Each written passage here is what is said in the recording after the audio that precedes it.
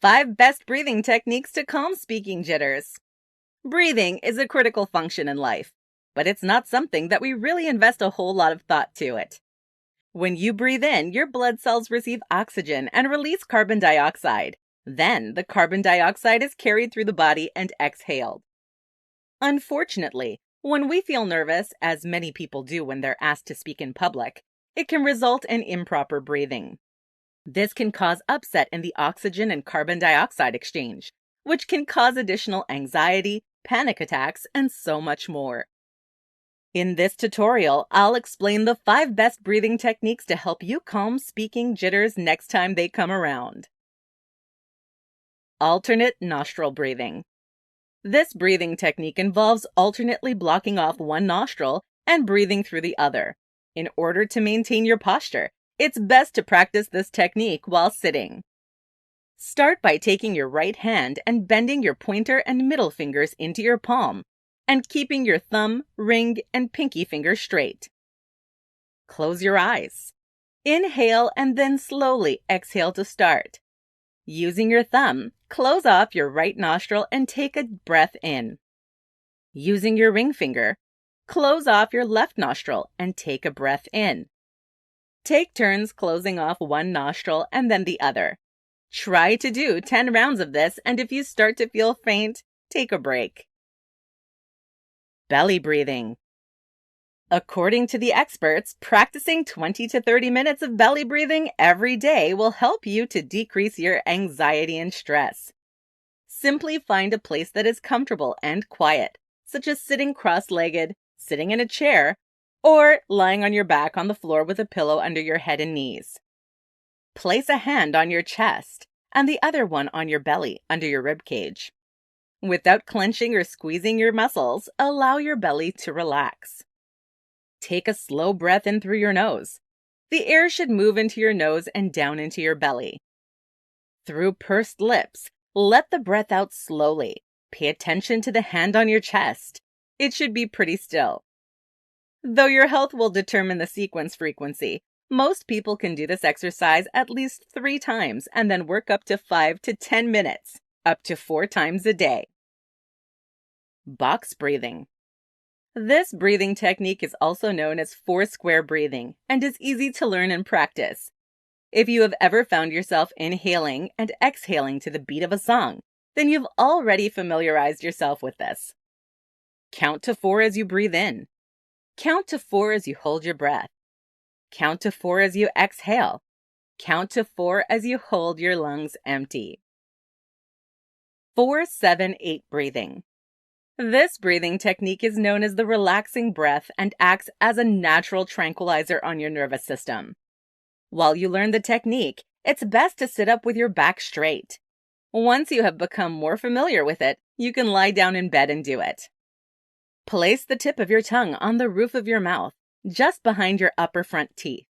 This is where it should remain for the duration of the exercise. Exhale through your mouth. Close your mouth and exhale through your nose to the count of 4. Hold the breath as you count to 7. Exhale through your mouth as you count to 8. Mindful breathing. This technique is also known as mindfulness meditation and involves centering your attention in the present moment instead of wandering to the past or the future. Choose something calming to focus on. This can be a sound, positive word or phrase, or anything else that calms you. Then, let go and allow yourself to relax. If your mind starts to drift, take a breath and bring your attention back to the present. Conclusion. According to statistics, 75% of adults are fearful when it comes to public speaking. If you're one of those who gets nervous, try these 5 best breathing techniques to calm your speaking jitters. 5 secrets for sounding confident. If thinking about standing in front of an audience for a presentation causes you to feel butterflies or break out into a cold sweat, you should know that you're not alone. It's believed that around 75% of adults are affected by a fear of public speaking. But rethinking the way you think about stress can have a positive impact on your physical and mental performance. While it's true that it's easier to surrender to your fears, you'll be better off if you learn to face them. For some, it only requires a little bit of effort to get past their fears, but others require more effort and may even need some tips and tools to get through the process. In this presentation, I will provide you with the 5 secrets for ensuring you sound confident during your next presentation. Use humor. Typically, a joke to start things off will get the presentation moving in the right direction because it will help you relax and lighten the mood of the room. Laughter somehow creates a bond, particularly if you're able to get the audience to join you in laughing at yourself. Laughing at yourself is a way to humble yourself, and when others join you, it creates trust. Plus, laughter shows your audience that you're really not all that different from them. Focus on those that are nodding.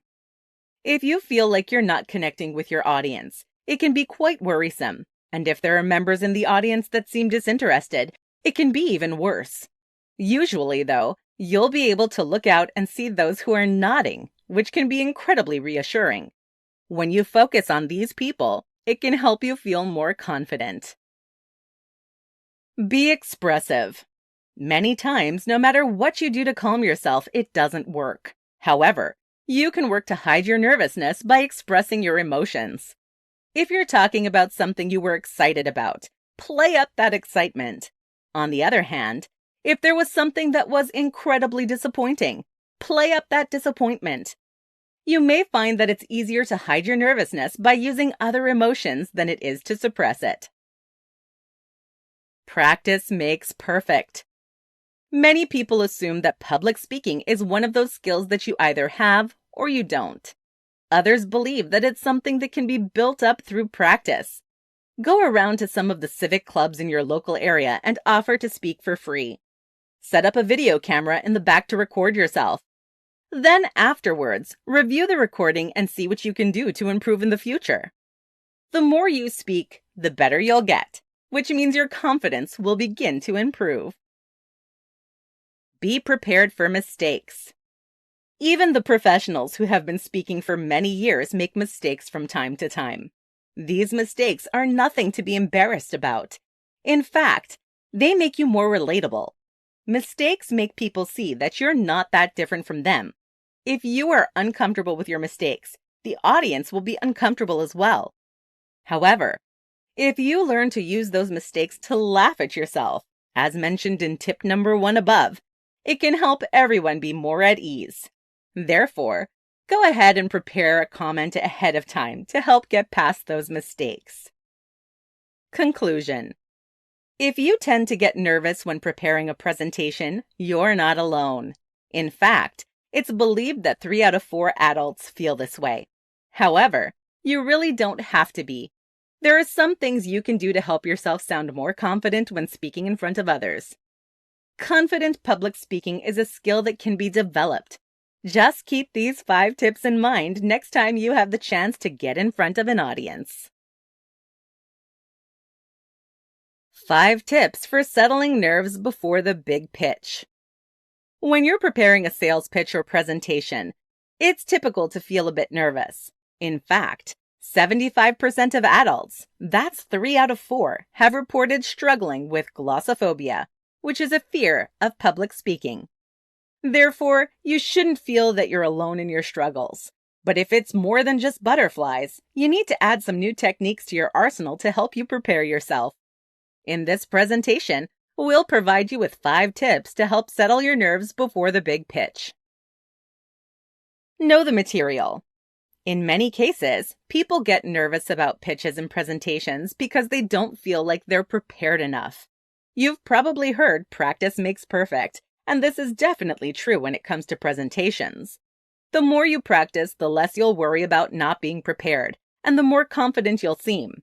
Of course, knowing the material is more than just knowing what is on the next slide. It also means that you understand what you're presenting. Many people don't understand how what they're selling works. However, in order to sell your product or service, you need to understand the problem it solves. This brings us to the next step. Research the audience. In the first tip, we focused on being prepared by knowing the material you're presenting to the audience. However, preparation also involves knowing your audience and adapting the material to fit them. This is one reason why you shouldn't have a script, because you may miss a few necessary points, but you must be prepared to answer questions that may be asked. When you know who will be in the audience, you can learn to anticipate the questions and prepare your answers. Consider reaching out ahead of time to find out more about your audiences so you can be ready. Have a map, not a plan. When preparing a presentation or pitch, many people try to create a plan. However, this isn't always the most ideal way to do it. Instead, consider your pitch or presentation as a map around your product or service. Sure, have a script ready, but ultimately allow the audience to lead by the questions and interests they express. Of course, this goes back to the first 2 points, knowing your audience and your material. This will help you deliver a more personalized pitch or presentation and avoid a panic attack in the process. Check the tech. Keep in mind that different venues will have different tech. You may be using someone else's computer or having to interface your own with someone else's monitor, smart TV, or projector. Then again, you may be screen sharing with your audience members various devices. Each situation has advantages and disadvantages, and if you're not prepared, can throw you off your game. Therefore, find out the capability of the available tech ahead of time and, when possible, use your own. If you're required to use the in-house tech, ask for time to familiarize yourself with it before the presentation so you're not stumbling through it blindly. Center yourself. For some, a visit to the gym helps to calm their nerves. Others prefer an approach that is less physical and sweaty, such as meditation. Then again, there are others who fall somewhere in the middle. They're not gym bunnies, but they're not interested in full-on meditation either. This is where mindfulness exercises come in, and one of the most common ones is the 5-4-3-2-1 technique. In this technique, you simply focus on 5 things you can see, 4 things you can hear, 3 things you can feel, 2 things you can smell, and 1 thing you can taste. This should be enough to help you be present in the moment and bring your anxiety down a few notches. Final thoughts. The truth is, it's perfectly normal to experience nervousness before your big pitch or presentation. However, if you find that your nerves are getting out of hand, try these 5 tips to help settle your nerves beforehand. While you may never fully get over your anxiety surrounding public speaking, you can make things easier for yourself. 5 vocal exercises public speakers swear by. If you're like most people, you probably believe that vocal warm-up exercises are only important for singers. However, this assumption is completely wrong. Every professional, no matter what industry, should be using vocal warm-up exercises. These can help you sound professional in meetings, when giving presentations, to level up your speeches. Therefore, if you're responsible for giving presentations or speeches, then you definitely need a few basic vocal warm-up exercises. Typically, you're prepared for your first few lines of a presentation, but you don't always think about how those lines are delivered.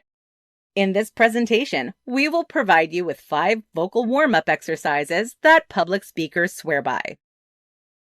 Loosen up and shush. The very first thing you must do before a presentation is to loosen up. Start by wiggling your shoulders and relaxing your neck and jaw. Then, take a few deep breaths. This will help you shake out the nerves and create additional space within your body. This exercise will keep you from sounding anxious and tight. Now, take in a few belly breaths, keeping your shoulders down. The key to good vocal breathing is belly breaths. Here's how. Place your hands on your belly and push your stomach into your hands. Then push the air out of your stomach to the front of your mouth. Pretend you're a teacher trying to get your class to settle down. Let out one big shh, keeping your shoulders down. Do this several times. This step should only take about a minute. Tongue trills. This exercise is a fun one for warming up your tongue. When your tongue is nice and loose, It makes it easier to get your words out when you're presenting. If you're not sure what a tongue trill is, it's when you roll your tongue in your mouth as quickly as possible. After doing a few with an even tone, try doing some with ascending and descending tones, about 5 each. Humming. One of the best ways to warm up your mouth and vocal cords is humming. This is because the vibrations created by humming loosen your vocal cords. If you're doing a morning presentation, humming is critical. Here are the basics. Start with a long and hold it as long as you can. Loosen your mouth, lips, and hum without your lips pressed together. Your jaw and cheeks should be loose as well. Now, hum ascending and descending tones. This should be done 5 times each. Chanting. Does the term chant make you a bit nervous? While it might feel a bit odd, it's actually the most important step to a good vocal warm-up. You're going to repeat the same 4 words over and over. Meme, mime, mome, moom. Since these words all start with the M sound, this exercise goes great right after the humming one. Therefore, as you finish up with humming, naturally transition into this one. Once again, start with an even tone and then try ascending and descending tones. Once you feel warmed up, try fluctuating tones within each word. This should be done for as long as you need to get warmed up. You'll know that you are once the sound is long and clear.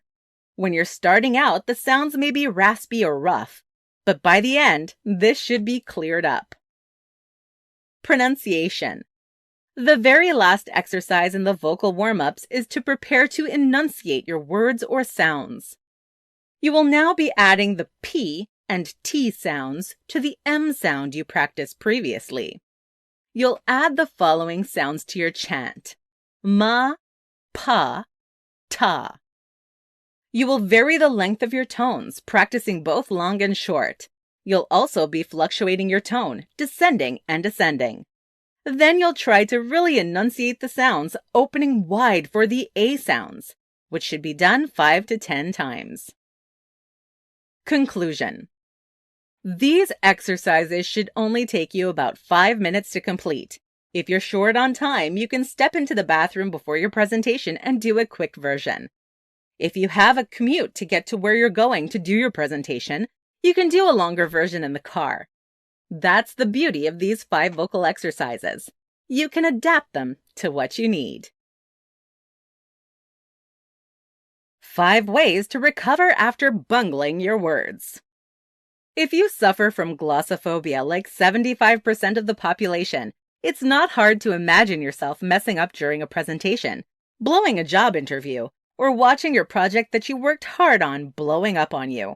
However, there are 5 ways that you can recover after bungling your words. In this presentation, I'll outline all 5. What if you mess up? For most of us, anticipating failure can cause our pulse to quicken and make us get sick to our stomach. It can cause us to get stressed, anxious, and angry, and make us feel shame and regret. Ultimately, it can cause us to give up on pursuing the lives we want. Consider this. Some people want a career boost more than anything. They want to be challenged. They want that big promotion. Some even want to start their own business, but they're afraid of failure. So they hold back and don't work on the things they need to in order to succeed. Either they don't give 100% effort, or they're so afraid they don't even bother trying at all. Many times when we're embarrassed over our failures, we focus on the details and may even beat ourselves up over the results. However, this is a bad thing because it keeps us from healing and moving on. Instead, we should be reframing our concept of failure. After all, it's from trying and failing that many great things have come about. For example, Alexander Graham Bell tried several times before he was able to successfully invent the telephone. Ferdinand Zeppelin tried several times before he achieved flight. Instead of getting upset, use your failures as a learning opportunity by following these 5 steps. Don't judge yourself. Instruct your inner critic to sit down and be quiet. After all, it happened and there's nothing you can do to change it. We don't have a time machine or a memory eraser where we can make it all go away.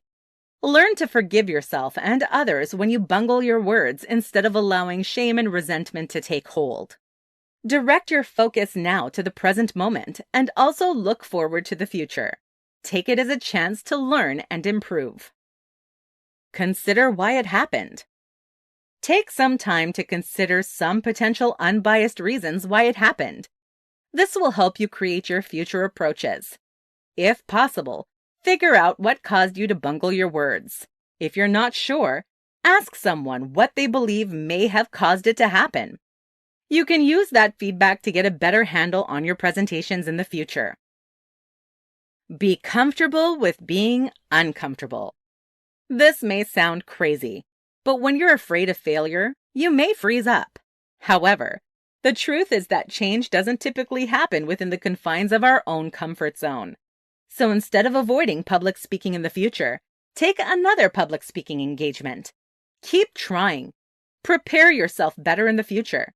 Keep in mind you have a lot of options when it comes to what you can do. Just don't sit and allow yourself to be paralyzed. It was one mistake. It's something we all do at one point or another. Slow and steady wins the race. As much as you may wish it to be so, not everyone in the world wakes up a perfect public speaker. We all make mistakes and bungle our words. You're going to have some ups and downs along your way as you develop your skills as a public speaker. Embrace and learn from both extremes. Acknowledge progress. If you're guilty of all or nothing thoughts, do whatever you can to ditch those. Instead of saying, "I'm a failure," say, "I'm not successful yet." Think about it. If you were running a marathon, would you be upset with yourself over the miles you haven't covered? Of course not. You acknowledge that you've come far, but there's more to go, and you just keep going. Before you know it, you'll be crossing that finish line. Final words. If you are giving a speech or presentation and you bungle your words, so what? It's likely to happen to the best of us. Not many people are 100% successful on their first attempt. And if they are, they've done a lot to prepare themselves. Or maybe they're lying. Next time you bungle your words and feel like a failure, keep these 5 tips in mind to help you recover. How to demand the room as an introvert. According to the experts, 3 out of 4 people get nervous when it comes to standing in front of an audience and speaking. However, for introverts, it can be more than nervousness. It can be sheer terror. This is most likely due to the assumption that introverts don't make good public speakers.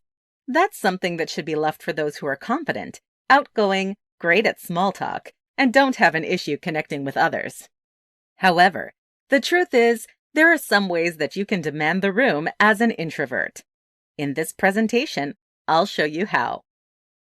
Write it out. One of the traits that introverts have is the ability to come up with the perfect response, but typically it's long after the situation warrants it. We always know what we should have said.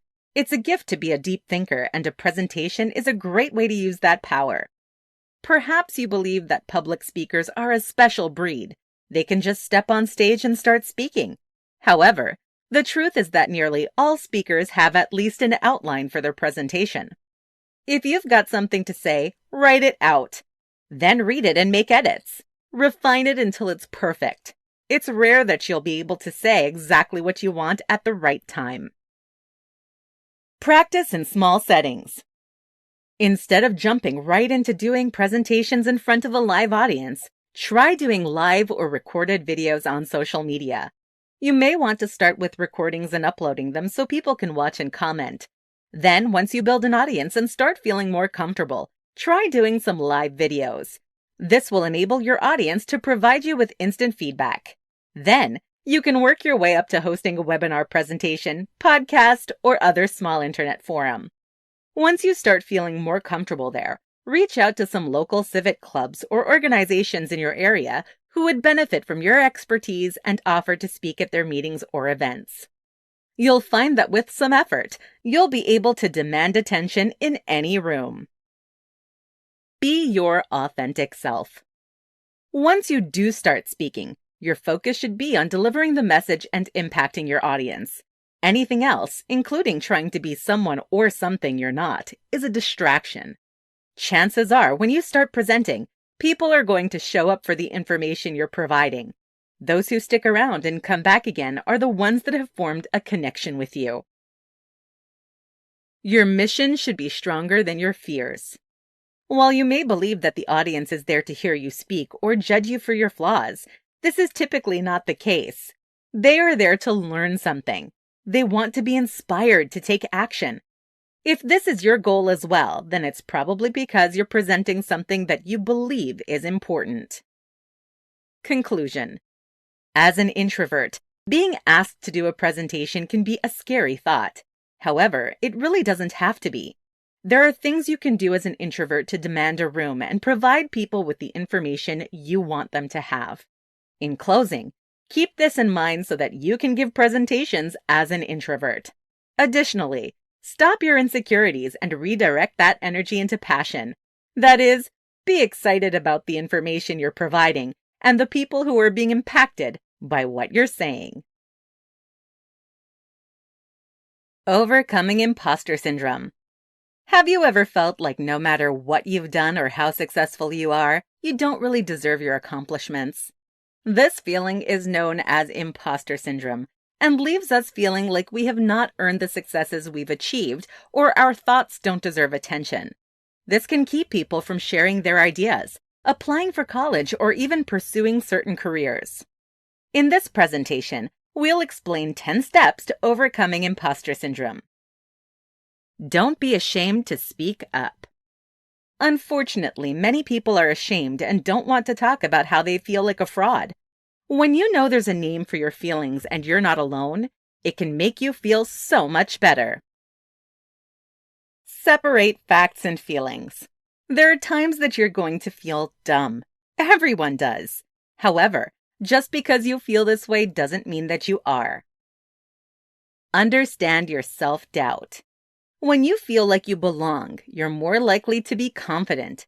However, if you feel like you don't belong in the situation you found yourself in, perhaps you're older or younger, you're the only woman or the only man in the room, you're a different color than the rest of the room, or maybe you have a disability, it's only natural. You feel pressure to represent your entire group. Instead of believing that your self-doubt proves that you are inept or not qualified, accept that perhaps it's because you're responding to being on the receiving end of social stereotypes surrounding intelligence and competence. Maintain your positive attitude. The thing about being a perfectionist is that you care about the quality of your work. The key is to always strive for excellence when it matters. However, don't stress too much over the routine things and always be willing to forgive yourself when you make a mistake. Don't stress over failure and mistakes. When you do make a mistake, don't beat yourself up over it. Learn from the experience and use that knowledge in the future to avoid the same mistakes. Remind yourself that it's okay to miss the mark sometimes. Change your rules. If you have rules for yourself that state you should always have the answer to a question or you should never ask for help, change those. Remember that it's perfectly fine if you don't have an answer sometimes, and it's okay to reach out for help when you feel like you're lost in a situation. Everyone has an off day sometimes. Create a new script. Develop an awareness of the dialogue in your head when your imposter feelings are triggered. This is your internal dialogue.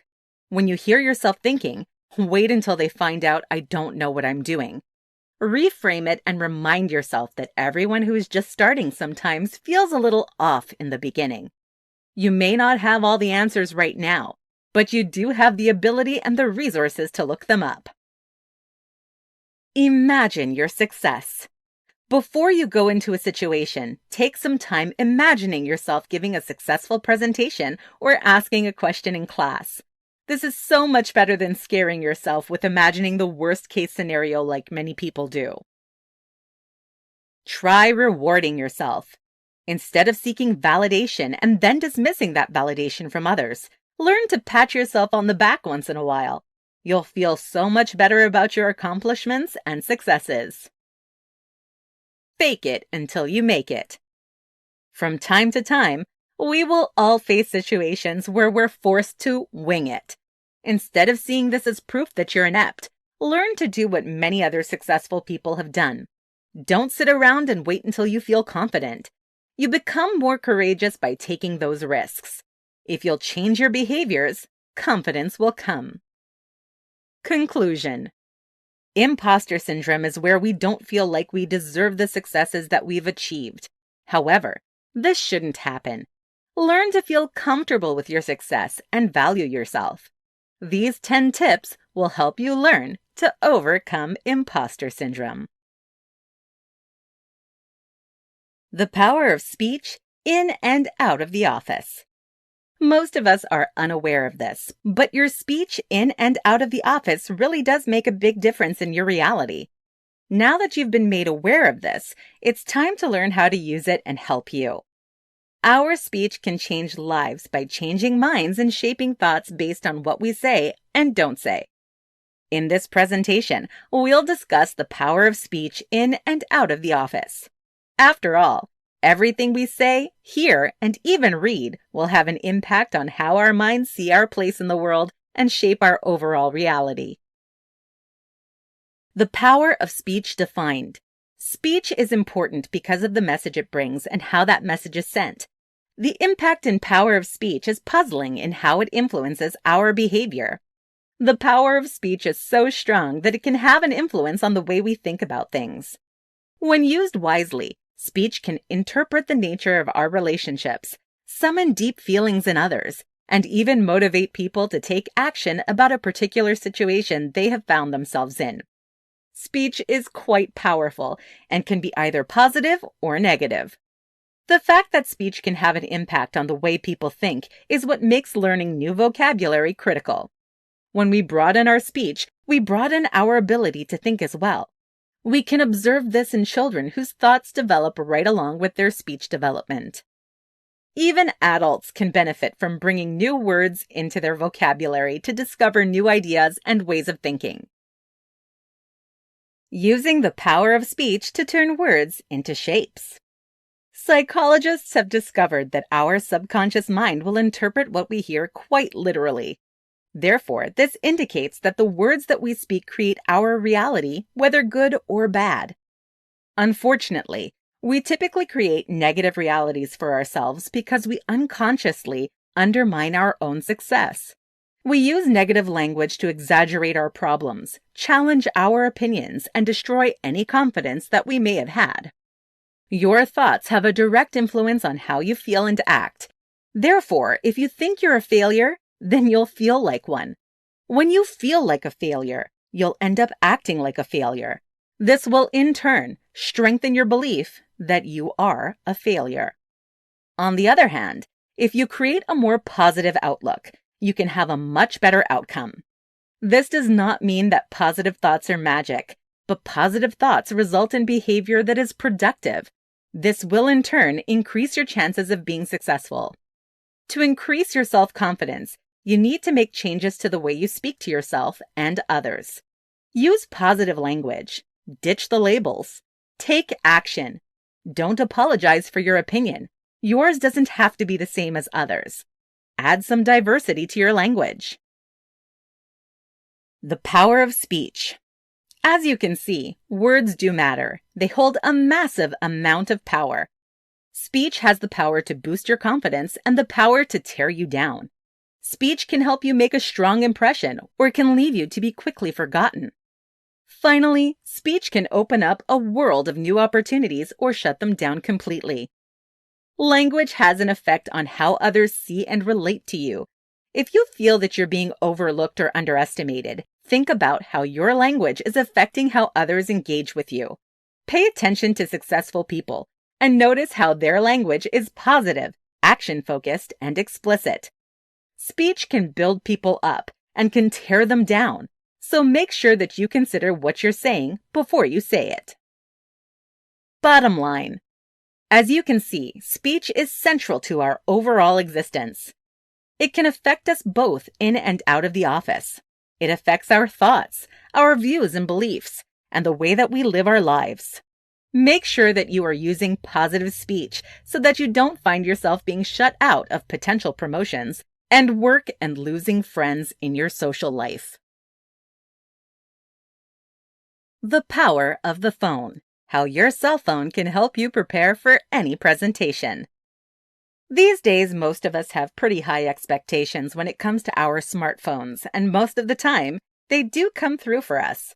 In the past, a presentation would have required much heavier equipment, but today, at the very minimum, we can use our smartphone to enhance our presentations. In some cases, we can even use it instead of a laptop to run the whole thing. In this tutorial, we'll explain how your smartphone can help you prepare for your presentation. Presentation apps. If you've created the presentation on your computer, the first thing is to get the presentation file on your phone and open it. Depending on the operating system of your mobile phone, you can transfer the file via Bluetooth, email, or save it to the cloud so you can download it to your phone. If you have an Android, you may be able to transfer the file via SD card. If your computer has an SD card reader. Getting it to the big display. Once it's on your phone, the challenge then becomes getting it from there to the monitor or projector. Many of the higher-end phones have an HDMI out port that allows you to connect the device to the monitor or projector with an HDMI cord. Many are only compatible with certain file types. Remote control. Even if you're running the presentation from your laptop, you can use your phone as a remote, allowing you to roam around the stage or room instead of being chained to your laptop. Connect the phone to your PC via Bluetooth or Wi-Fi, and then you can control the computer with the phone. Finishing on time. Many times when you're giving a presentation, you're provided with a specific time slot to do so. Therefore, you can use your phone as a timer device to make sure you stay on track and finish within your allotted time. There are apps that you can download, or you can simply use the timer function that's built into the clock app on your phone. Speaker notes to keep you on track.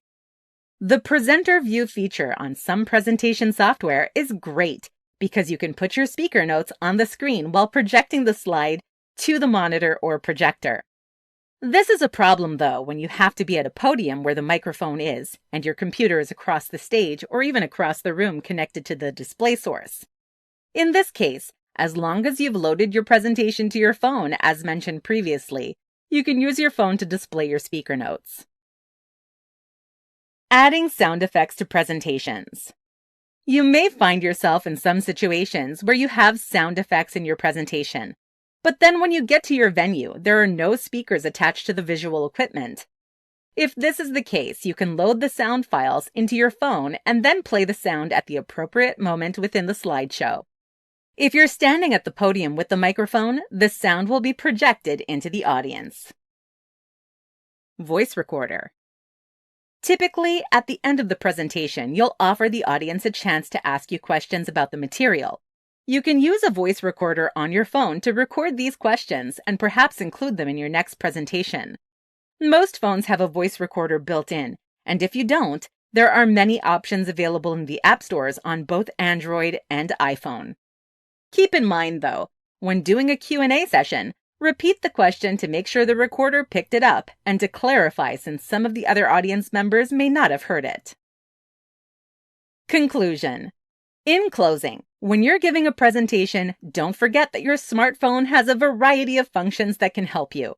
From loading and even creating your presentation onto your phone, to use it to keep you on track or load sound effects to enhance your presentation, there are so many ways to use it. Why nobody wants to see you fail. When it comes to giving a presentation, it's pretty normal to be nervous. After all, no one wants to deliver a bad presentation, and no one really wants to listen either. Most people don't want to see you making the mistakes listed in this tutorial. While it's true that there are no universal formulas for giving a presentation, you should avoid the following. Disqualify yourself. Many people will make statements such as, "I'm no expert, but," "I'm not sure what I should say here," "so," "well," "I'm here today to present," "I hope you didn't find this presentation boring." The last one is due to nervousness and a lack of confidence more than the others, but they will all kill your credibility quickly. Unless they're used as a lead-in to what you're saying, the audience will automatically see you as a mediocre presenter. Therefore, to get through a moment where you're not sure what to say, just take a deep breath and give yourself a moment. Not making eye contact. Many times, because they're nervous about it, people will give a presentation and will look anywhere but out in the audience. However, this is bad because you're not able to connect with them. By not making eye contact, your audience feels disconnected. Pick someone in the audience and make eye contact with them. Then choose someone else. Make your way around the room, making eye contact with each person. If you're nervous about making eye contact, just look at their foreheads. At least you'll appear to be making eye contact. Not checking equipment. There's not much that will ruin a presentation faster than spending 20 minutes waiting on the presenter to work through problems with the tech they're using. Make plans to reach the presentation venue at least 1 hour before everyone else is set to arrive to make sure that the equipment you're using is working properly. Additionally, make sure that you hope for the best, but always be prepared for the worst-case scenario as well. Always have a backup plan prepared. While it's true that there have been some major advancements in tech, it's still not perfectly reliable at all times. Not being familiar with content. When you say things like the phrases below, it indicates that you're not very familiar with the content of your presentation. "I kind of know what I'm talking about." "I got the gist of it." "I'll just wing it." If you feel this way, you don't know your content, which means that the audience will see you as disorganized, unprofessional, and sloppy. When you're giving a presentation, you should know the content so well that you could easily teach someone else about it. In addition, you should be prepared to answer questions from your audience members. Alienate audience. Sometimes a speaker will make a comment that they appreciate everyone's attendance, but then comment that the content will not be beneficial to a certain demographic. This is a terrible thing to do. They're most likely there because they believe they will benefit from the presentation you're offering. Let them decide what they feel like would be beneficial. Ramble or ignore time. There are times when a speaker will become so engrossed in their message that they'll go off on a tangent and go over their allotted time. This is very disrespectful for other events or speakers, as well as the audience and their time. Of course, there are times when the audience is also engrossed and wants to hear the end of the story. The best way to avoid going over your time is to set a timer on your phone and have it set to let you know when you've got 5 minutes left, 3 minutes left, and 1 minute left. You can also practice your presentation with a timer and refine where necessary until it fits within the allotted time and also provides the info you need. Final thoughts. In conclusion, most people really don't want to see you fail because they don't really want to sit through a bad presentation. The things listed here are surefire ways to deliver a bad presentation. If you can avoid these, you will be successful with giving a good presentation.